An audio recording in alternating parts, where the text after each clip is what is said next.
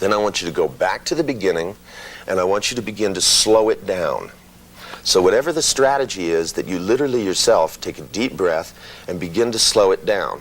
Now what we want to do at this point in time is to begin to examine for yourself by stopping for a moment and going and finding something which you do get motivated to do, but it isn't easy. It's one of those things where you have to compel yourself. But once you get going, once you get into the activity, you do fine, but getting a jump start is hard.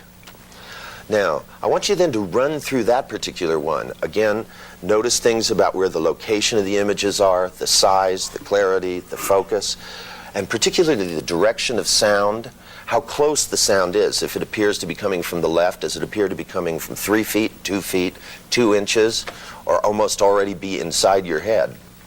If it comes from the back or the front, and whether images and sounds and feelings start at what azimuth, that being directly at eye level, straight across being 0 azimuth, and those things above being plus 10, plus 20, 45, and going down the same way. Because the direction of sounds and the directions of images themselves becomes extremely vital in the kinds of things as we're doing, or at least the things we're going to start with. Now, as you run through the thing that's a little bit harder to get jump-started, it may in fact be the same strategy, or it may be one which is only similar. Now, what I want to do is to now roll back to the one that actually motivates you and run through to the moment, the point at which you actually begin to get motivated, where the jump start, so to speak, occurs. Because there'll be a point in the strategy that we used to call in the old days a kicker. That is, where you get from the point of warming up to the point where actually the feeling engages, where you begin to get fired up. And I want you to take whatever images are there and whatever sounds are there and whatever feelings, and what I want you to do is to begin to blow them up so that they begin to become more dynamic. Now, one of the things I've noticed is some people's idea of a large internal images is something that's 3 inches by 3 inches. And what I've discovered is that when these people ask me questions, with their idea of being dynamic is somewhere between a yawn, and a burp, as far as I'm concerned. The thing is I want you to begin now to start by taking the internal images you have and push them back away from you a little bit. And as you push them back, I want you to have them get bigger. And I'm talking really bigger. We're talking 30 to 40 feet high and 30 to 40 feet wide with a curved screen. Now, as soon as you hit that height and that dimensionality, I want you to freeze your screen. I want it to curve all the way around to the edges of your peripheral vision. And if you want to get creative, go 360, all the way around. And when you blow it out, I want you to hold the screen as a clear glass frame and then take everything that's behind it and put it in 3 dimensions. Vivid, so that it is actually behind, like you're looking through a window and seeing it outside the window. And add 3-dimensionality to it. Make the colors more vivid.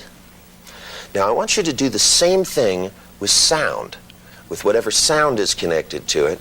Again, I want you to push the sound away, but as it gets away, I want it to become fuller, louder. And again, at a certain distance, I want you to just hold that distance steady of wherever the origin of sound is. And I want you to build for you a thing where the sound comes from all directions around you. 360 degrees up and down. So sounds are coming from above you, below you, behind you, from the side of you. And again, give it full, rich timbre. Now, for some of you who may not have, in your strategy, had much sound, throw an orchestra around you. A full tilt, big orchestra. Not a string quartet, but the full regalia. Maybe a choir of black singers will help. Now, as you begin to build this kind of a 3-dimensional representation, both in sounds, I want you to do the same thing. But I want you to test the magnitude of your feelings by taking the image and the sound, what we might call a sensorium that surrounds you. And what I want you to do is take it and turn it 15 degrees to the right, while you remain steady, and then turn it 15 degrees back, just so that you can feel that it's there. If it has no kinesthetic effect, you are doing this wrong. Then I want you to take the whole thing and tilt it 15 degrees to an angle forward and pull it 15 degrees back up straight. And if that don't jolt your kinesthetics, you are doing this wrong. Go back to the beginning and rebuild it. Now, this is going to become the essential tool, because as you begin to magnify these internal things, it should begin to light your fire in terms of the point of a jump start. Now, taking this kind of a representation, what I want you to do is to rotate back to the beginning of the strategy and run through it with this kind of a representation to the point of the jump start and beyond.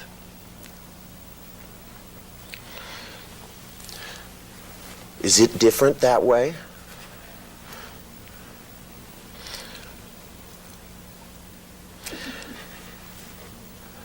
Now, what I want you to do is, as soon as you get to that point, what I want you to do is to stop, and I want you to take your timeline and I want you to magnify out into the future. Look out into the future of the next 4 days, and I want you to see yourself in the kind of representation I just built. Don't go back to some dinky little two-dimensional fart-ass internal representation. Keep the big picture, so to speak, and go into the future during the next 4 days and see yourself going to do exercises and going to talk to people in this state. And find yourself being motivated to do so. Because we got a lot of things we can do, and some of them are going to be complicated, some of them are going to be easy, but they'll all be fun if you can build into yourself a couple of things, and that's what we're going to start with. Now, whenever dealing with strategies, especially motivation strategies, one of the things that's important is to use your own motivation to be able to dig through these things. For a long time, people have talked about strategy installation. If you are going to bother to install strategies, install big ones. You know, because when you let people do this on their own, they build dinky little pictures and have squeaky little voices. You know, they don't bother to put rich, full voices. If they have an internal voice that says, go do this, it doesn't say, go do this. It goes, would you go do this? This isn't the kind of stuff we want. We want it to be rich and full. Now, you can go ahead and reorient back here, but hold the feeling. Constant. Now, as your eyes open, I want you to hold the feeling, and I want you to pay attention to where it's located. And I want you to stop for a minute and think, when I began to get motivated, where did the feeling begin? Where's the first location that I noticed it? And then the second location, and the third location, and the fourth location. In other words, did you start with a feeling in your stomach? Maybe it broadened out to your chest, and then maybe some tingling in your fingers. And maybe your feet felt like they were claws and wanted to run. Now, what I want you to do is, as you notice those locations, then I want you to stop in your mind, stay on the outside with your eyes and ears, and then just pay attention to those locations in that order, and cycle around about 5 times. While you pay attention on the outside with your other senses. That's like having your eyes open.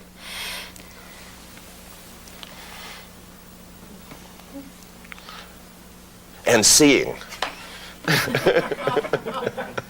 Just internally, just take your kinesthetics and cycle through the locations, each time amplifying the feeling a little more while keeping your eyes and ears clear. You don't have to say anything to yourself, you don't have to make any pictures, just do it with a kinesthetic lead and stay on the outside so you can notice things and breathe and blink.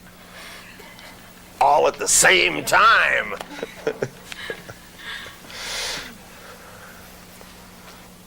The breathe part counts, by the way. That's where you go.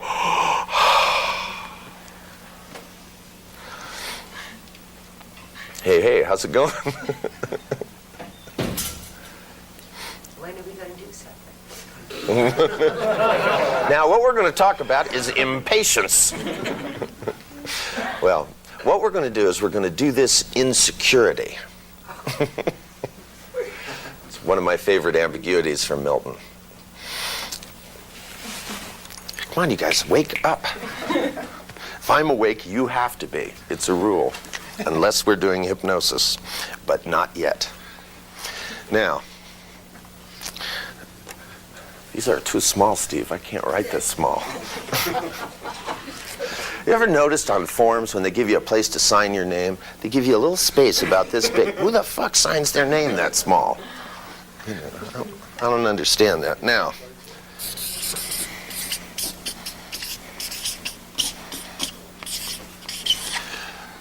what we're going to start with here is we're going to start with some elicitation. And I'm assuming, of course, being this is an advanced group, that you guys know how to elicit strategies. You guys all remember that, right? Basic strategy elicitation. Okay, now the components of how we're going to elicit the strategy has two dimensions that we're going to start with, and I'm going to assume that you know how to do this. If you don't, find a partner who does, for God's sake. Do it in a group of 3 and let the other person do the work and figure out what they're doing as you go along, okay? Don't just get lost and sit there and go, I don't know what's going on. You know, there's enough people here that know enough. And if your partner seems to be having trouble and told you they know how to do it, get a new partner. And remember, when you do this, you're going to elicit strategies from other people and stick them in yourself. Be choosy about who you do it with. You know, if you get somebody's motivation strategy and they're the kind of person that, like when they break for the exercise, sits around and waits for somebody to come to them and stuff, bad choice. Okay, now, the dimensions that we want, because I want to go back to something. You guys all remember in the beginning of, you guys have read NLP Volume 1, right? No? Okay, well, if you haven't, then this will be new to you. If you have, I'm going to go through that part in the beginning that seemed, it was supposed to be informative, but it turned out to be the confusion technique. There was a sentence of arithmetic that we put in there.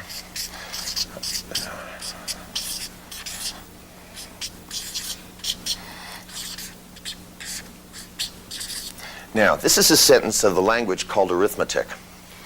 Now, the reason we put it in the book was as we went through and we described that when you look at this, it says 100 equals 100.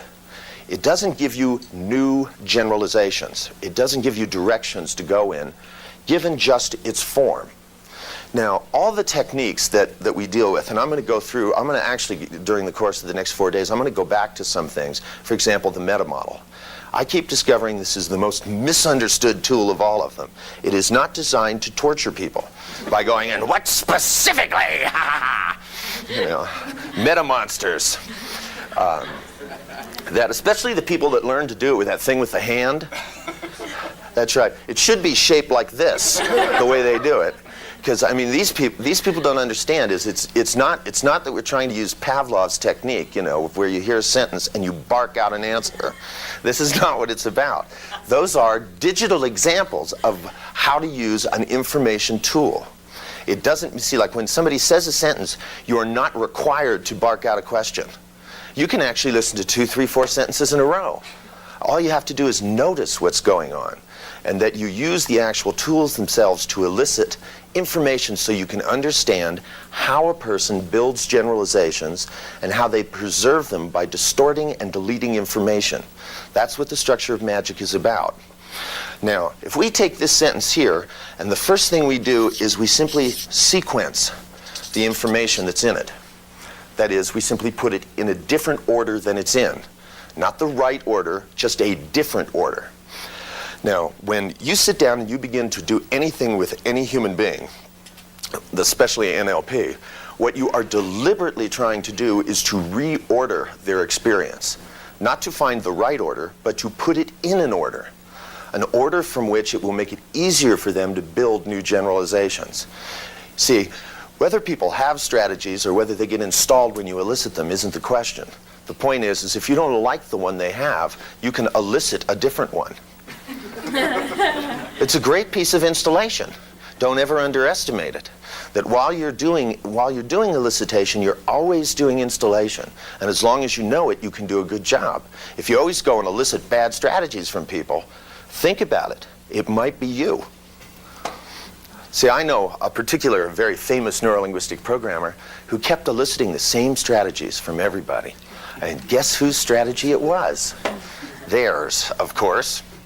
Now, if we take this and reorder it and make it a sentence which says 1 + 8 plus 27 plus 64 equals 100. Okay, we're actually 97, or 3 plus 97, but it doesn't matter. What happens is the first thing we've done is we've given it a new order. And the order we've given it has, to start with, arbitrary meaning. But it's a more logical order. Now, for numbers, this is more logical. Now, in experience, whenever we do anything, whether it's a phobia cure or all these things, this is what we're doing to people. We're first going through and resequencing their experience.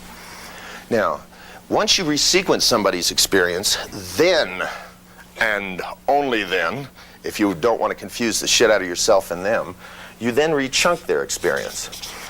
Now, with some techniques, these things are built in, so you do it almost simultaneously.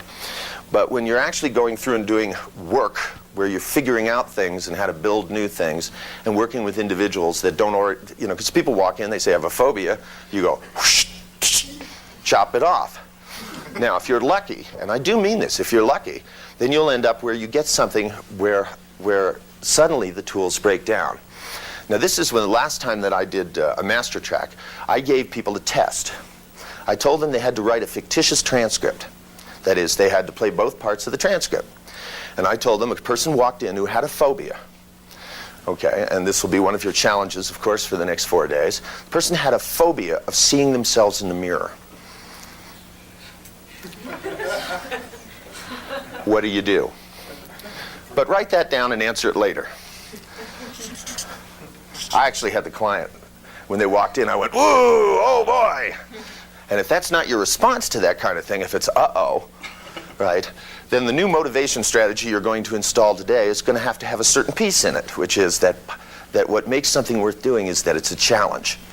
Because we're going to do something about changing certain people's values there. I found out there's too many people looking for the easy way to do. It's like they have to screen their clients in order to find out which ones the techniques will work with. That way they only have to learn 3 techniques. Learn 3 simple techniques and qualify your clients and send the rest away.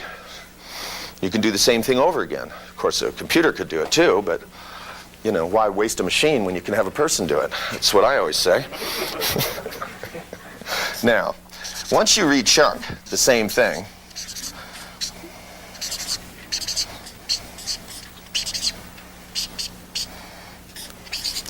and build a new representation, what happens is you can begin, as a function of the form of the representation, having been resequenced, having been rechunked, you can then begin to notice things and to ask new questions from which you can build new generalizations.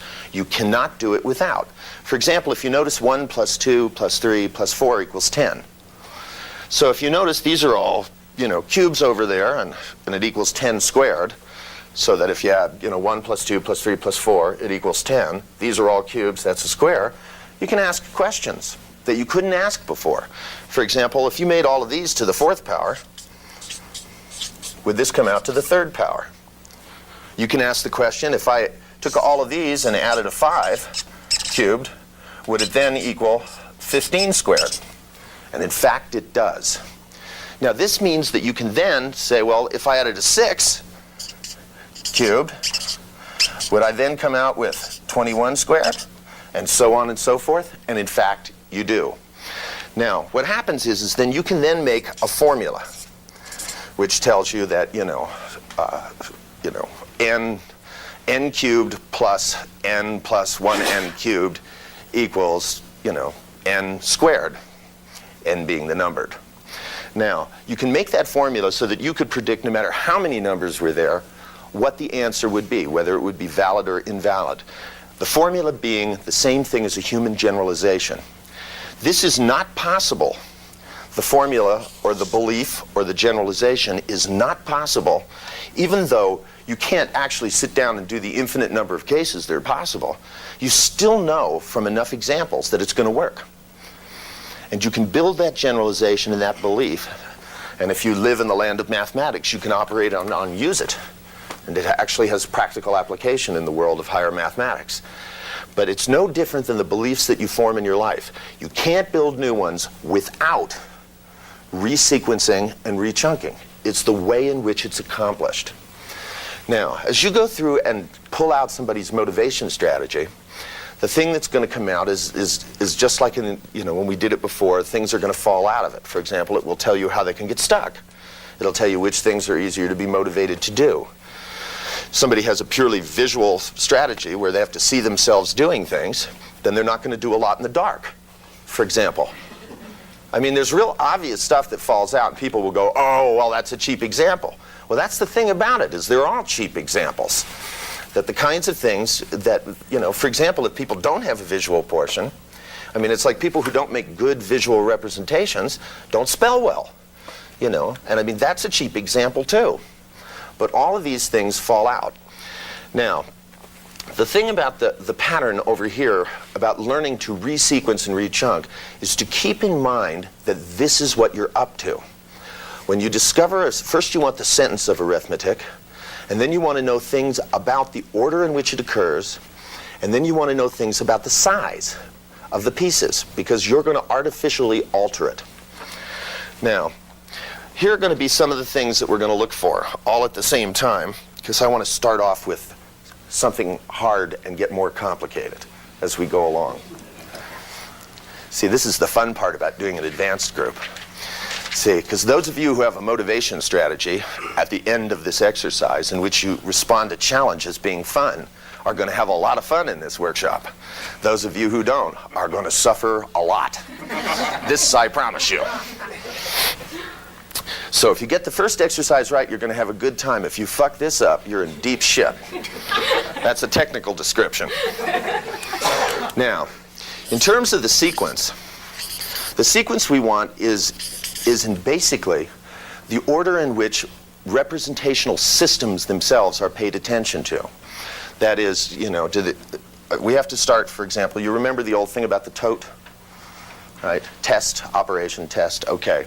Well, the initial test itself is going to have within it certain components. For example, when people, in order for it to be an operation where they're going to start the operation of getting motivated, it has to meet some kind of a criterion.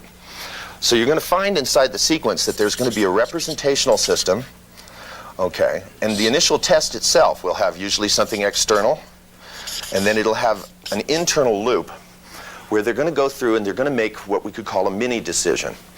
And you will find that this is going to have to meet something that will fit what we call criteria. Now, the thing is what kinds of things, you can ask questions like what kinds of things motivate you as opposed to which things don't. And if you ask that and just let them give you some examples and kind of talk around it, it's going to fall right out. Now, one of the other things you can do is literally have them go into an altered state where they see which things motivate themselves more than others. And you'll find that there's a hierarchy. And that some people, for example, are motivated by things that they can do quickly. For example, they are highly motivated to eat chocolate cake. Right? Some people are motivated. Now, you're going to find that inside of this, one of the things that's going to fall out is you're going to start getting information about metaprograms. Okay, and what I'd like to warn you is to not get lost in it, because there'll be a few things. For example, some people are motivated to avoid, and some people are moving towards as opposed to people that are moving away. And that component of metaprograms may be important, but I don't want you to go into eliciting their metaprogram, because really what you're after is just the minimum piece of information that gives you the sequence that keeps them moving in order so that they go from the test to the operation phase. Now, the operation phase is whatever they have to do to crank themselves into being motivated. In lots and lots of cases, you will find that that's a loop. By comparing the case where they can be motivated instantly from the one where they really have to work at jump-starting themselves, the one where they have to work at jump-starting themselves is the one that will give you the operation phase. The one where they're motivated instantly will give you the first test. Now, then you want, the test is how do they know when they're motivated, how to stop motivating themselves and start doing, right? Now, if you go back to the first example, you will find that the operation is accomplished very quickly. So therefore, you'll get information about the second test a lot easier. Now, by picking different kinds of examples, the examples which will most exemplify the information you want, whenever you do elicitation of any kind, the trick is to pick your example so that you have them go through a series of different things so that the information is easier for you to get. Whether it's harder for them is not the problem. You want to make it so that you emphasize whatever it is that you want to know about. Now, the other thing that you're going to need here is as you go through, you're going to find out things about the natural chunk size. Because one of the things I can guarantee you is that if you really want to change the way in which they're motivated, which you may or may not want to do, but if the person wants to be motivated a lot quicker and a lot easier, for our purposes here, that's going to require almost instantaneous motivation when they look at something that's really difficult. You know, if you take the kind of person that when they looked at fractions went, "Blech," right? And you want to be able to make it so they go, oh boy, since I don't understand it at all, this is going to be great. Look at all the stuff I can learn. This is the subtle shift we want. Okay, now when you look at the natural chunk size, what you're going to be looking at, and you want to elicit examples where the motivation strategy doesn't work versus where it does, because what you want here is literally submodalities.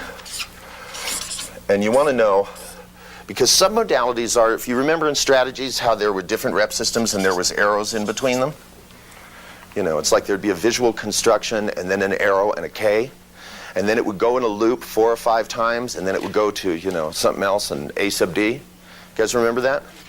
Okay, this is yes, okay? Because if I don't know if you understand this, then, you know, it's tough in this workshop, but other times it would matter. That's not true, that's a lie. Now, the thing is what those arrows are is a shift in a submodality, or more than one submodality. For example, as it runs through a visual construction, okay, you make a visual construct in even a decision strategy where somebody's trying to decide what they'd like to make for dinner. So they visualize a meal, right?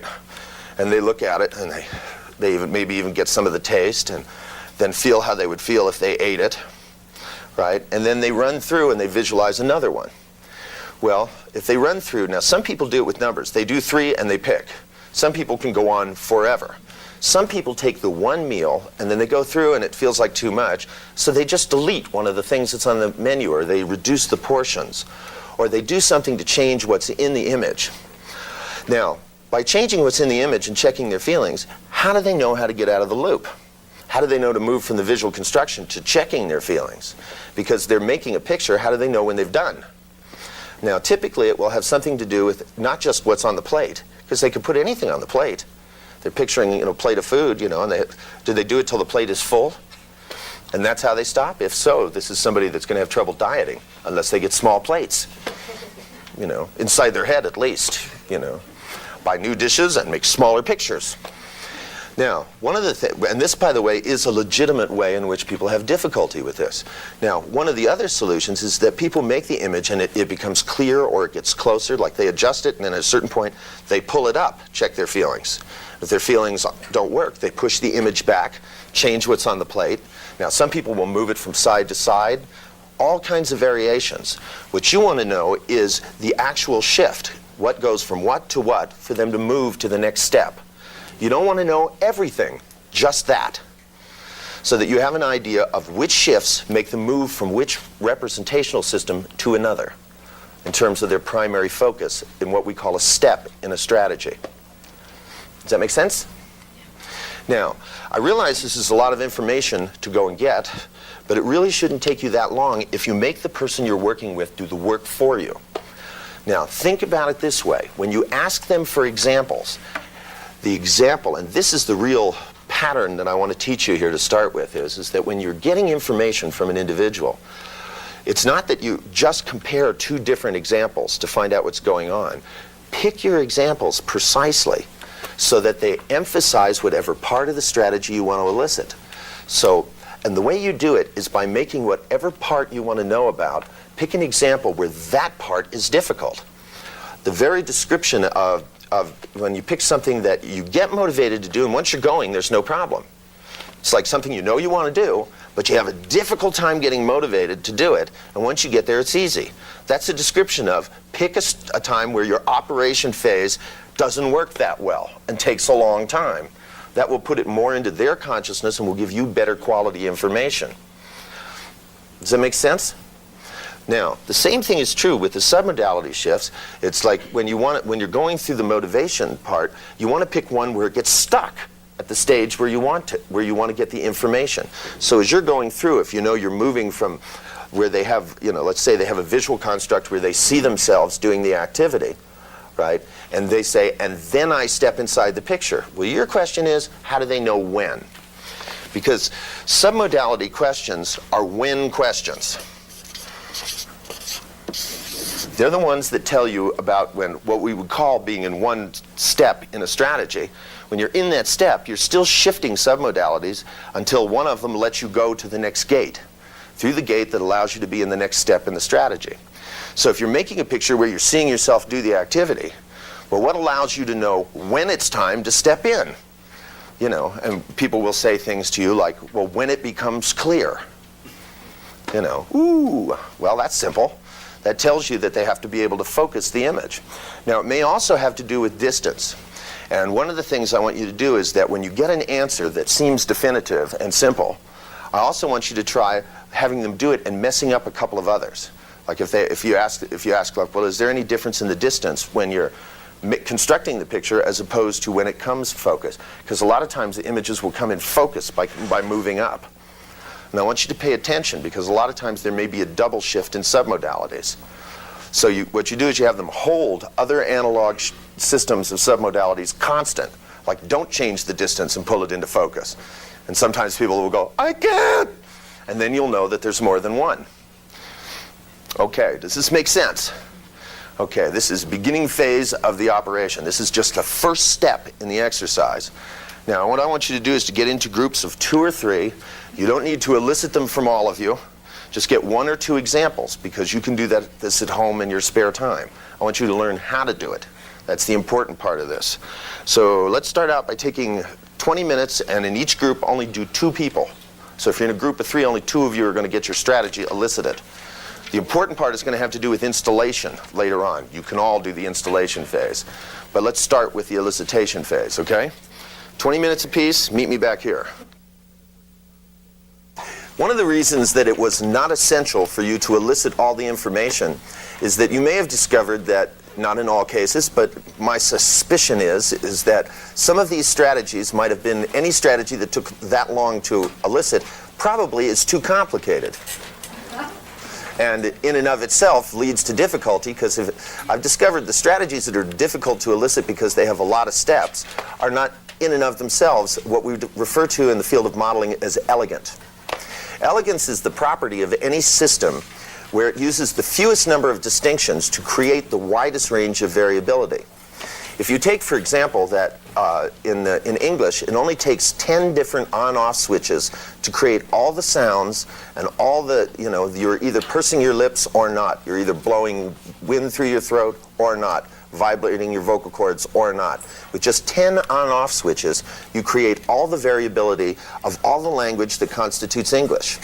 Now that's an elegant system. What we're looking for in strategies is to take strategies and to make them elegant.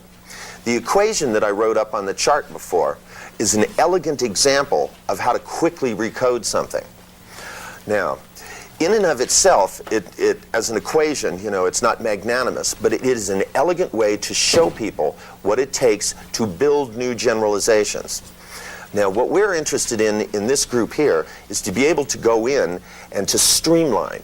If you remember from strategies, there was 2 different domains. There was artificial design and streamlining. Now, those are the pieces that we're going to use to be able to resequence a strategy. Because what we're going to do is we want to start by going after the initial test. Now, most of you, I assume in here, have gone things about how you change values and how you change beliefs. You guys remember that shit? Okay, well, inside the initial test there's a part where you're calibrating to the world. Because it's not like you're sitting around and suddenly, you get struck out of the sky with something to be motivated about. You still you operate in the same way like there's a grid and you're scanning. Now, some people, for example, are looking for easy things. And I find them a lot in my workshops. People come in and they find, for example, they learn to do reframing. This is what I refer to as reframing disease. Now, they learn, for example, they'd learn to do 6-step reframing, and they'd use it for everything. Rather than learning lots of different ways to do things, they'd do a reframe with one client that would work. So then they would start reframing madness.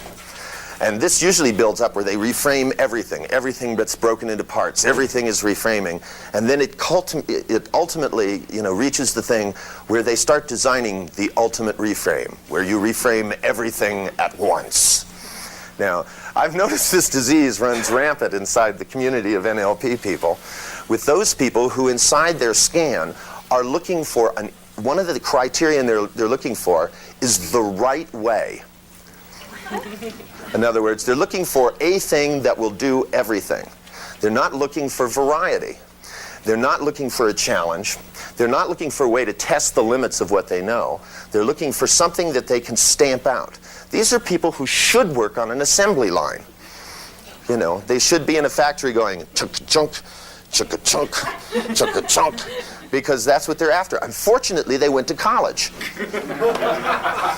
And so they have to have a more interesting profession, and they're trying to find a way of making it dull. Now, for our purposes, what we're interested in is first going through and changing the values that people have. We want them to scan and to first look for variety. That what they're interested in is the difference between things.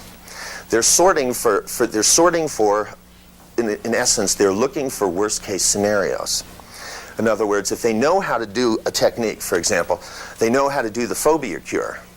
When I suggest to them that they have a client that walks in the door who has a phobia of seeing themselves in the mirror, their response is, ooh, oh boy, rather than, eeh. Now, what we want to do is we want to change this so that their response is, ooh. And that's what gets them motivated, because here's an example to really be able to test their limits. It's a challenge, and what they know is that it's going to give them the next step in their learning process. They're going to be able to do everything they do better because they're going to find a way to do all kinds of things. Because if they can get that one, the rest of them should be a piece of cake. Now, this is a motivated learner. Now, this afternoon we're going to talk about acquisition, learning acquisition. In other words, how to learn. Learning to learn, or what Bateson called learning 3 steps. So that we can, when we get inside this, we can begin to take the skills we have, and when you find something you're motivated to learn, you don't just sit there and go, oh boy, now what? Which is something it's sort of the experience I had this morning when you came out of the motivated thing, and she goes, well, what do we do? Okay, well, what you do is the next part, because being able to find your own things to learn and your own things to do is an important part of NLP. Rather than taking reframing and coming out with 90 million ways to rehash it, there's tons of things we haven't figured out how to do yet. And the thing is, do something new. Now, the first thing I want you to do, because what we're going to start doing is we're going to go through and we're going to resequence. In other words, we're going to build now a new tote. And the way we're going to reorganize it is we're going to build a new tote, and actually the tote itself is going to become the chunk level that we operate on. We're going to build new pieces, and they're going to be a different size. Now, what you're going to need to do is to start out by going in and literally using the procedures, of belief change, so that you go inside the person and you literally go in and you start sequencing and building in a thing that gets them to scan for these criterion. This is what's going to be the first test. Now, you take inside of the test that they had, the one that went snap like this, you make it snap when those things are there. Okay? Got that? Right. Now, whether you have to change their values or literally change their beliefs, you know how to do both. If you don't, somebody near you will. If you don't know how to do it, turn around and go, hey, who knows how to change beliefs, man? Because I do. Come here and change this one. Pay attention to what they do. Remember, if you don't know how to do it, somebody near you will, and just make them do it and watch what they do. Now, the next thing is the operation phase. Now, the operation phase is nice and elegant, because the information you've elicited, you have the difference between when the operation is complicated and when it goes quickly. Now, you're going to find that this is the point where you're actually going to test limits. It's right out of the meta model, testing limits. The thing, remember, used to ask people, you know, well, what would happen if you did? Right? Okay. Instead of going, or what stops you, what we're going to do is we're going to say, what would make it easy? So that if somebody has an image, for example, in the things where they had some difficulty, they had trouble stepping inside a picture. For example, sometimes it wasn't solid enough. For example, is what she said. I said if she could just grab a hold of it, she could step in. But in this one, it was too amorphous. Now, when you start asking questions like, well, what would make it easy? Well, if it was more solid, fuck it, make it more solid. Now, this is what kind of stuff we want to know is, what we want to be able to do is to cut as much out of the operation phase as we can and still get to the result. In other words, we want a cranked up, motivated feeling, just like you have in the quick one, the one where zip it was there, but we want to be able to have the operation have a minimum number of steps in order to produce it. Now, you may find that this is the point where you may, with some people, need to go to straight artificial design. Some people, it will be a question of just slicing out the unnecessary steps, because you'll find that the steps themselves are maneuvers to change some submodality. In other words, if they keep going through variations, they can get the image to be solid enough to step through it. Or if they go through it enough times, they can get to the right angle to step in. Now, if you know what the angle is or what the steps are, simply have them whirl through it. If it requires they go through it X number of times, have them do it at top speed. Instead of doing it slowly, like, you know, maneuvering their way around like this, have them go zzz and get there. So that what you do is you create an elegant strategy so that when they get to the second test in the tote, the final test, the one thing that you want to add in there to the final test is a thing that when they find they're fully motivated, at that point in time, you stick in a piece which future paces them, that at any point in time where it begins to get difficult, or it begins to get hard or complicated, it fires itself off again. In other words, it meets all of these criterion. So that's done by future pacing, or post-hypnotic suggestion, if you will. They're pretty much the same thing. So that the second test, where they find they're fully motivated, right? What you do is you have them fully motivated. As they begin to fall out of it, if it's complicated, it should fire it right back off. This is a recursive loop. You either are motivated or you're motivated. Those are your choices. Now, this builds a motivation strategy that has the quality called tenacity. Because the more difficult things are, the harder time you're having, the more motivated you get. Now, this has one thing in it that's important. Make sure that the motivation is a positive K, so that they're enjoying it. If they're motivated by it gets so terrible they have to do something about it, you elicited the wrong kind of strategy. I said find something that's irresistible they have to move towards. For this strategy to work, it's got to be a moving towards strategy. Now, if the person you are working with has an overabundance of negative K's in it, what I want you to do is to realize negative K's and positive K's are only their opinion. To start with, there's nothing intrinsically good or bad about feelings. Just some of them you like and some of them you don't like. Now, if you take if they have a negative feeling, one of the things you can do is to simply rechunk it. Simply take the feeling, exaggerate it so it gets worse, and then collapse it down real fast, and then go into whatever the opposite feeling is. And if you swing that back and forth, it's like the swish pattern, but kinesthetic. You literally have them turn up the intensity of the feeling and then turn it all the way down and go right through the floor and out the other side into another feeling. So that what happens is it's just like what it builds is the same thing you get when you do chaining. Have this feeling, it goes zap and becomes this one. But you can do it just literally mechanically by having them turn up the intensity of the feeling and then turn it down to a 0 point and pop out into whatever the inverse feeling is, which hopefully will be a pleasant one. Yeah.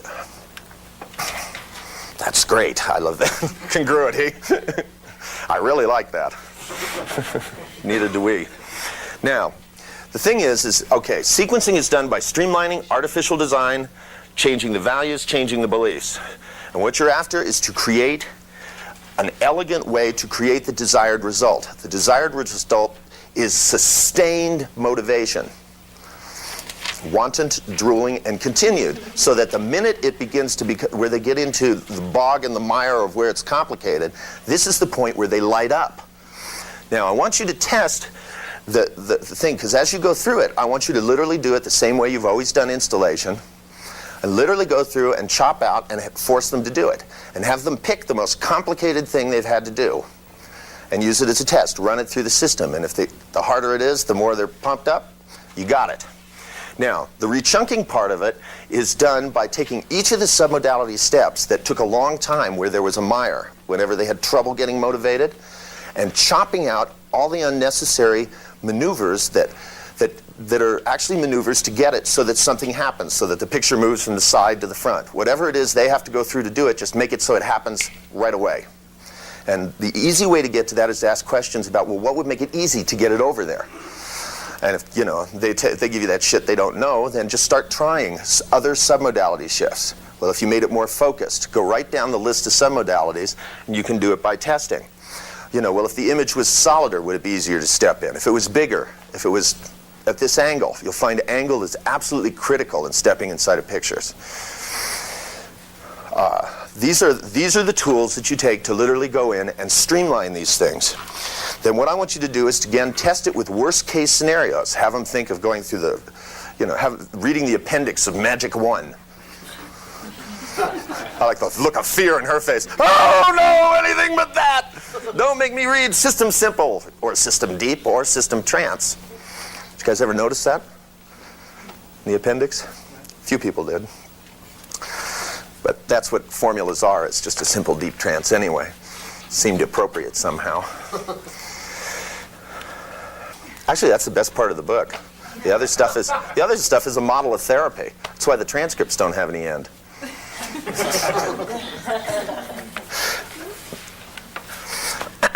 Now, I won't go into that. Okay, now, keep in mind that the level I want you to operate at, I want you to chunk up now in your minds. Where you're thinking at is that what I'm doing is building a new sequence, a more elegant sequence, and then I'm resizing the pieces so that it only takes a minimum number of steps for them to see how easy it is to be motivated and to stay that way. And now, this part here about the second test, right, being connected with when it gets difficult, right, and it's hard, and whenever you're having problems with it, it meets this criterion, so that these criterion should fire off automatically. That puts it into a loop, which means the more difficult it is, the more motivated they'll be. And testing it and coming up with worst case scenarios. I have a copy of Patterns of Plausible Inference up here if you need something that's a mire. Anything it takes to be able to make it so that you can see that your installation has made it so that they go into this recursive loop, where it's a challenge. The harder it is, the better it is. Make sure you install those initial beliefs strongly. Yeah? Is the looping is the staying power? It's the staying power. It's tenacity. What you're making is... Tenacity is the... It is. It's the more difficult it is. See, if you're looking for a challenge, okay, in the first place, and you find one, and you go and do it, and it's over, who cares? But if you go it, and it gets hard, and it's the very thing you were looking for in the first place, when it hits that second test, you remain motivated. So a challenge motivates you. Now, the thing is that make sure you put in the thing about you're testing your limits, so they don't go out and just do something that's so hard and spend the rest of their life on an impossible problem. You're looking for the next step in what you need to know. You want to stretch your limits. When you find something that's difficult, what you're out is to take all the techniques you know and then go one step further with each one to find out what you need to know next, so that it remains realistic. Otherwise, you end up with a megalomaniac. You end up with somebody without a high school diploma who decides that they want to be king of the world. That's a challenge. But of course, they never get any further than a wine bottle.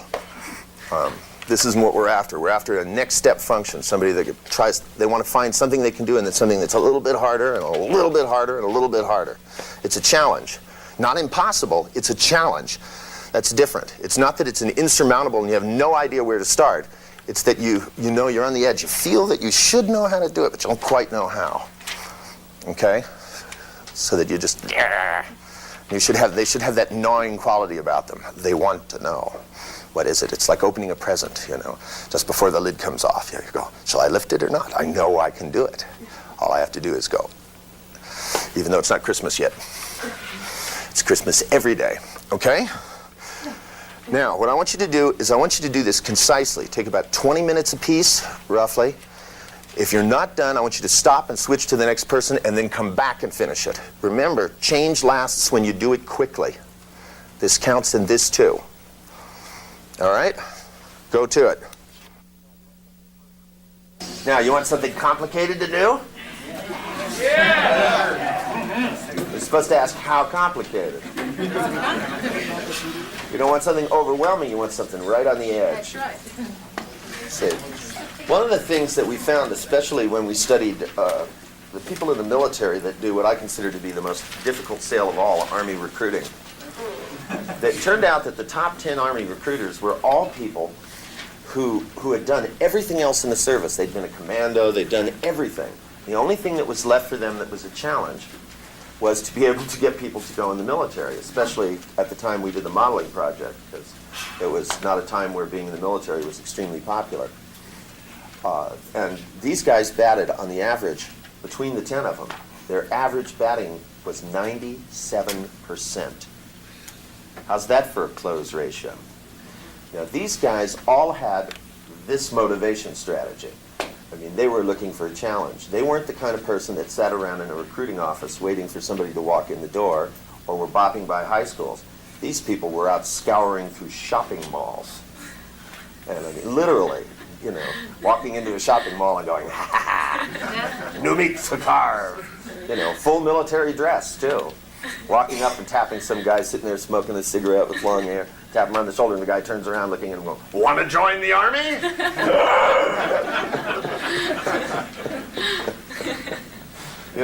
The toughest, worst case scenario. Now, one of the things that they had was the ability to keep this motivation strategy running by creating for themselves internally. See, like if there wasn't enough on the outside world to entertain them, they would take examples like the one I gave you and run it through that strategy.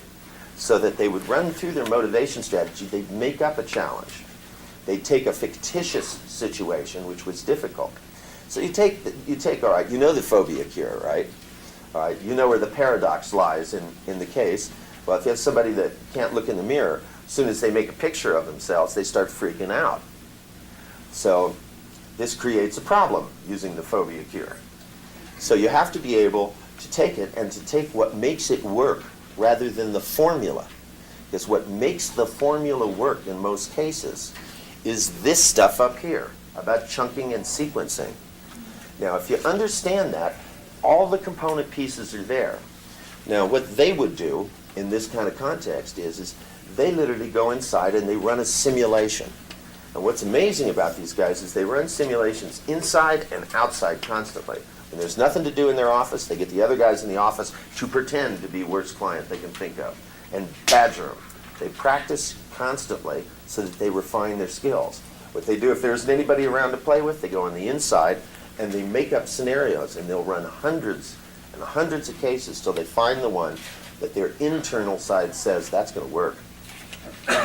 Now, it's that internal guide that tells you an internal reference, because when you know when something is right, you know when it's a little bit off, and you can literally use your internal self-referential guide. Now, the thing we're going to want to add this afternoon is internal references. There's too many people that are going, is this right? Right? And the thing is you've got to find out for yourself. If you're going to be self-directed, you also have to be self-corrective, so that you know when you're getting off base and when you're getting closer. You know when you're warm and when you're cold. And the thing is to be able to move from one to the other so that you can calibrate and go in the kind of direction that increases the quality of what you do. See, there's a lot of people that have confidence and no competence, because the thing is they're self-referential, but that isn't based on input. It's not based on whether what they're doing is working. If what they're doing isn't working, they start blaming their clients. They go, oh, well, he's not ready yet, Oh, he's just a dork anyway. But that's not it. It's like when you're doing it, the thing is that when you can use input from the outside to calibrate your internal reference, to tell you when you're getting closer. The thing that makes people have a strategy that works good is what we're going to talk about this afternoon. Now what we're going to do is take an hour and a half for lunch and return back here promptly.